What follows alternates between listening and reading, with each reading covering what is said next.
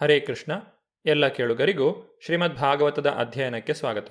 ಬ್ರಹ್ಮದೇವನಿಂದ ವರವನ್ನು ಪಡೆದಂತಹ ಹಿರಣ್ಯಕಶಿಪುವು ತನ್ನ ಬಲಿಷ್ಠ ಶಕ್ತಿಯಿಂದಾಗಿ ಜಗತ್ತನ್ನೇ ನಡುಗಿಸಲು ಪ್ರಾರಂಭಿಸುತ್ತಾನೆ.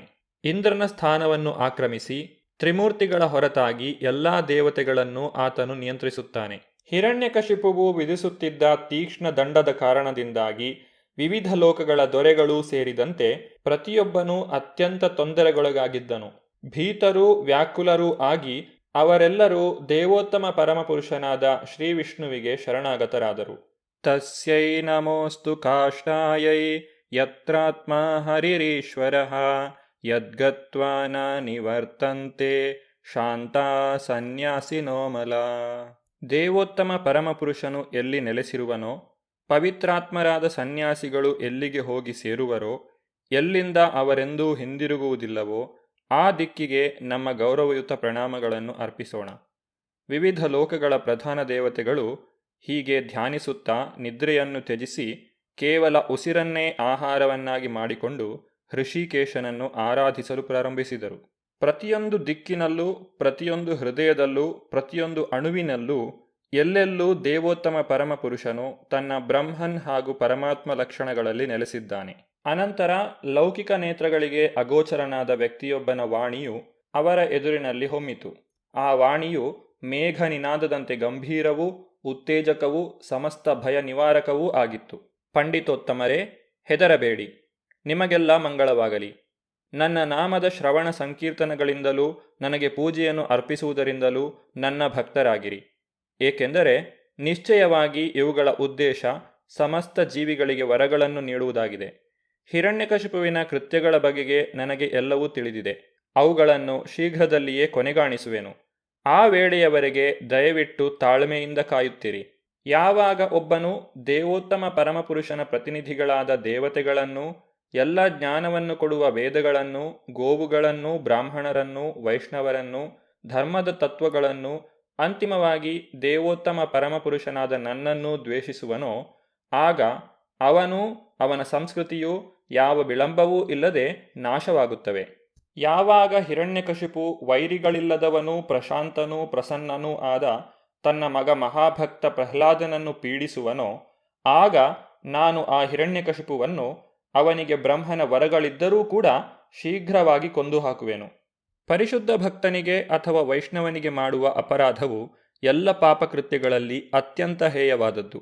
ವೈಷ್ಣವನ ಪಾದಕಮಲಗಳಲ್ಲಿ ಎಸಗುವ ಅಪರಾಧ ಎಷ್ಟು ವಿನಾಶಕಾರಕವೆಂದರೆ, ಒಂದು ಸುಂದರವಾದಂತಹ ಉದ್ಯಾನವನಕ್ಕೆ ನುಗ್ಗಿ ಅನೇಕ ಗಿಡಮರಗಳನ್ನು ಮೂಲೋತ್ಪಾಟನೆ ಮಾಡಿ ದಾಂಧಲೆ ಎಬ್ಬಿಸುವ ಹುಚ್ಚು ಆನೆಗೆ ಅದನ್ನು ಹೋಲಿಸಿದ್ದಾರೆ. ಭಗವಂತನ ಭಕ್ತರ ಪಾದ ಪದ್ಮಗಳಲ್ಲಿ ಯಾವನು ಅಪರಾಧವನ್ನು ಎಸಗುತ್ತಾನೋ ಅವನ ಎಲ್ಲ ಪುಣ್ಯಕರ್ಮಗಳನ್ನು ಆ ಅಪರಾಧಗಳು ಬುಡಮೇಲು ಮಾಡುತ್ತವೆ.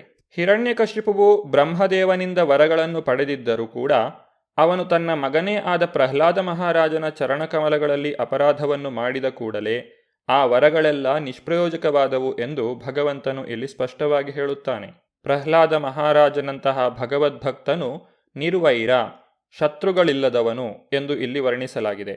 ಪ್ರತಿಯೊಬ್ಬ ಜೀವಿಯ ಗುರು ದೇವೋತ್ತಮ ಪರಮಪುರುಷನು ಹೀಗೆ ಸ್ವರ್ಗಾದಿ ಲೋಕಗಳಲ್ಲಿ ವಾಸಿಸುವ ಎಲ್ಲ ದೇವತೆಗಳಿಗೆ ಆಶ್ವಾಸನೆಯನ್ನು ನೀಡಿದಾಗ ಅವರು ಅವನಿಗೆ ಗೌರವಪೂರ್ವಕ ಪ್ರಣಾಮಗಳನ್ನು ಅರ್ಪಿಸಿದರು. ಅಸುರ ಹಿರಣ್ಯಕಶಿಪು ವಾಸ್ತವವಾಗಿ ಸತ್ತನೆಂದೇ ವಿಶ್ವಾಸ ತಳೆದು ಅವರೆಲ್ಲರೂ ಹಿಂದಿರುಗಿದರು. ಹಿರಣ್ಯಕಶಿಪುವಿಗೆ 4 ಜನ ಅದ್ಭುತ ಪುತ್ರರಿದ್ದರು. ಅವರಲ್ಲಿ ಪ್ರಹ್ಲಾದನೆಂಬುವವನು ಶ್ರೇಷ್ಠನು. ಪ್ರಹ್ಲಾದನು ದೇವೋತ್ತಮ ಪರಮಪುರುಷನ ಶುದ್ಧ ಭಕ್ತನಾದ್ದರಿಂದ ಎಲ್ಲ ಲೋಕೋತ್ತರ ಗುಣಗಳ ಆಗರವಾಗಿದ್ದನು. ಯಸ್ಯಾಸ್ತಿ ಭಕ್ತಿರ್ ಭಗವತಿ ಅಕಿಂಚನ ಸರ್ವೈಗುಣೈಸ್ತತ್ರ ಸಮಾಸತೆ ಸುರ. ಯಾವ ವ್ಯಕ್ತಿಯಲ್ಲಿ ಅಚಲವಾದ ಭಗವದ್ಭಕ್ತಿ ಇರುತ್ತದೋ ಅವನಲ್ಲಿ ಭಗವಂತನ ಹಾಗೂ ದೇವತೆಗಳ ಎಲ್ಲ ಒಳ್ಳೆಯ ಗುಣಗಳು ಸದಾ ಅಭಿವ್ಯಕ್ತವಾಗಿರುತ್ತವೆ. ಪ್ರಹ್ಲಾದ ಮಹಾರಾಜನು ಎಲ್ಲ ಸದ್ಗುಣಗಳನ್ನೂ ಹೊಂದಿದ್ದನೆಂದು ಇಲ್ಲಿ ವರ್ಣಿಸಿದ್ದಾರೆ. ಅದಕ್ಕೆ ಕಾರಣ ದೇವೋತ್ತಮ ಪರಮಪುರುಷನನ್ನು ಅವನು ಪೂಜಿಸಿದುದು. ಯಾವ ಪ್ರಯೋಜನ ಆಕಾಂಕ್ಷೆಯೂ ಇಲ್ಲದ ಪರಿಶುದ್ಧ ಭಕ್ತನು ಭೌತಿಕ ಮತ್ತು ಆಧ್ಯಾತ್ಮಿಕವಾದ ಸಮಸ್ತ ಸದ್ಗುಣಗಳನ್ನೂ ಹೊಂದಿರುತ್ತಾನೆ. ನಿಷ್ಠಾವಂತ ಉದಾರ ಭಕ್ತನಾಗಿ ಆಧ್ಯಾತ್ಮಿಕ ಮುನ್ನಡೆಯನ್ನು ಸಾಧಿಸಿದವನ ಶರೀರದಲ್ಲಿ ಎಲ್ಲ ಸದ್ಗುಣಗಳೂ ಅಭಿವ್ಯಕ್ತವಾಗುತ್ತವೆ. ಬ್ರಹ್ಮಣ್ಯಶೀಲ ಸಂಪನ್ನ ಸತ್ಯಸಂಧೋ ಜಿತೇಂದ್ರಿಯಃ ಆತ್ಮವತ್ ಸರ್ವಭೂತಾನಾಂ ಏಕಪ್ರಿಯ ಸುಹೃತ್ತಮಃ ದಾಸವತ್ಸನ್ನತಾರ್ಯಾಂಘ್ರಿ ಪಿತೃವದ್ದೀನವತ್ಸಲಃ ಭ್ರಾತೃವತ್ಸದೃಶೇ ಸ್ನಿಗ್ಧೋ ಗುರುಶ್ವೀಶ್ವರ ಭಾವನಃ ವಿದ್ಯಾರ್ಥರೂಪಜನ್ಮಾಢ್ಯೋ ಮಾನಸ್ತಂಭ ವಿವರ್ಜಿತಃ. ಹಿರಣ್ಯಕಶಿಪುವಿನ ಮಗನಾದಂತಹ ಪ್ರಹ್ಲಾದ ಮಹಾರಾಜನ ಗುಣಗಳನ್ನು ಇಲ್ಲಿ ವರ್ಣಿಸಲಾಗಿದೆ. ವಿದ್ಯಾವಂತನಾದ ಬ್ರಾಹ್ಮಣನಂತೆ ಅವನು ಸಂಪೂರ್ಣವಾಗಿ ಸುಸಂಸ್ಕೃತನಾಗಿದ್ದನು. ಶೀಲಸಂಪನ್ನನಾಗಿದ್ದು ಪರಮಸತ್ಯವನ್ನು ಅರಿಯಲು ಅವನು ಸಂಕಲ್ಪಿಸಿದ್ದನು. ಇಂದ್ರಿಯಗಳ ಹಾಗೂ ಮನಸ್ಸಿನ ಮೇಲೆ ಅವನಿಗೆ ಸಂಪೂರ್ಣ ಹತೋಟಿ ಇತ್ತು.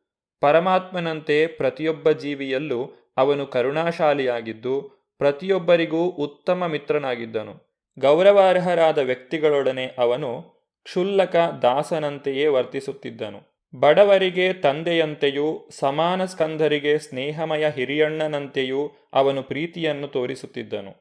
ತನ್ನ ಉಪಾಧ್ಯಾಯರನ್ನೂ ಗುರುಗಳನ್ನೂ ಹಿರಿಯ ಭಕ್ತ ಬಂಧುಗಳನ್ನೂ ದೇವೋತ್ತಮ ಪರಮಪುರುಷನಷ್ಟೇ ಆದರಣೀಯವೆಂದು ಭಾವಿಸುತ್ತಿದ್ದನು.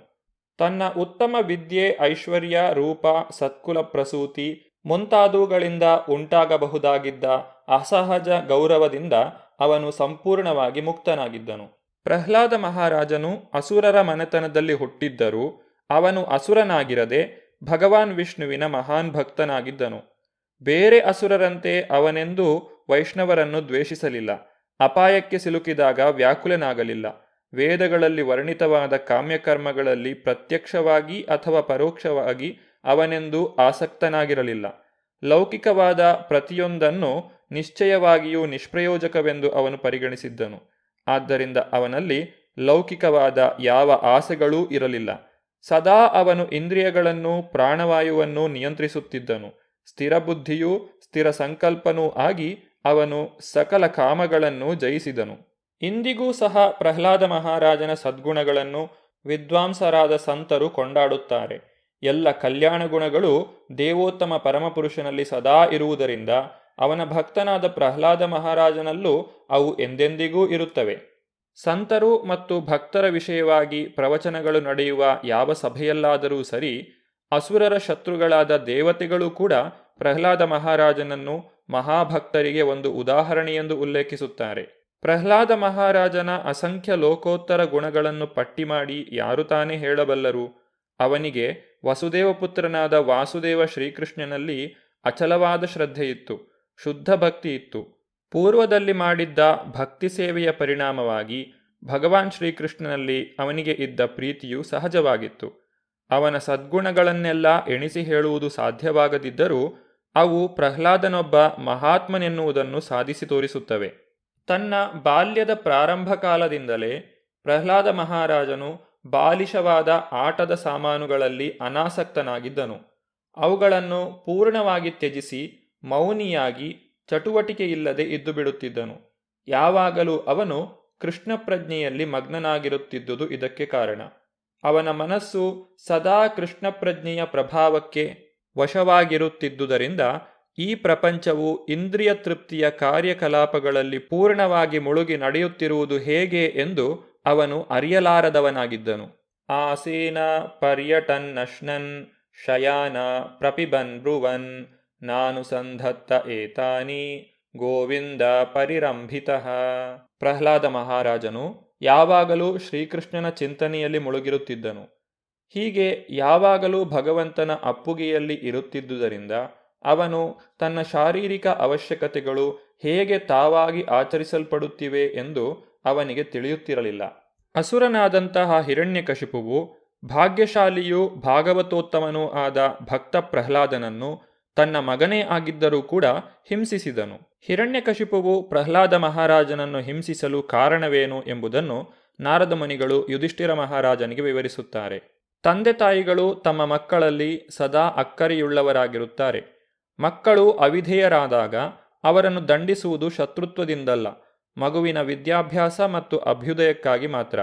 ಪ್ರಹ್ಲಾದ ಮಹಾರಾಜನ ತಂದೆ ಹಿರಣ್ಯಕಶಿಪುವೇ ಅಂತಹ ಉದಾತ್ತ ಪುತ್ರನನ್ನು ಹೇಗೆ ದಂಡಿಸಿದನು? ವಿಧೇಯನೂ ಸಚ್ಚರಿತನೂ ತಂದೆಗೆ ಗೌರವವನ್ನು ನೀಡುತ್ತಿದ್ದವನೂ ಆದ ಮಹೋನ್ನತ ಪುತ್ರನ ವಿಷಯದಲ್ಲಿ ಅಷ್ಟೊಂದು ಹಿಂಸಾತ್ಮಕನಾಗಿರಲು ಅವನ ತಂದೆಗೆ ಹೇಗೆ ಸಾಧ್ಯವಾಯಿತು? ವಾತ್ಸಲ್ಯವುಳ್ಳ ತಂದೆಯು ತನ್ನ ಉತ್ತಮ ಪುತ್ರನೊಬ್ಬನನ್ನು ಕೊಲ್ಲುವ ಉದ್ದೇಶದಿಂದ ಅವನಿಗೆ ಶಿಕ್ಷೆಯನ್ನು ಕೊಡುವುದನ್ನು ನಾನೆಂದೂ ಕೇಳಿಲ್ಲ. ಈ ಬಗೆಗೆ ನಮಗಿರುವ ಸಂದೇಹವನ್ನು ದಯವಿಟ್ಟು ಪರಿಹರಿಸಿರಿ. ಯುಧಿಷ್ಠಿರ ಮಹಾರಾಜನು ಈ ರೀತಿಯಾಗಿ ನಾರದ ಮುನಿಗಳಲ್ಲಿ ಕೇಳಿಕೊಂಡಾಗ ನಾರದ ಮುನಿಗಳು ಕಾರಣವನ್ನು ವಿವರಿಸುತ್ತಾರೆ. ಈ ಕುರಿತಾಗಿ ನಾವು ಮುಂದಿನ ಸಂಚಿಕೆಯಲ್ಲಿ ನೋಡೋಣ. ಧನ್ಯವಾದಗಳು. ಹರೇ ಕೃಷ್ಣ.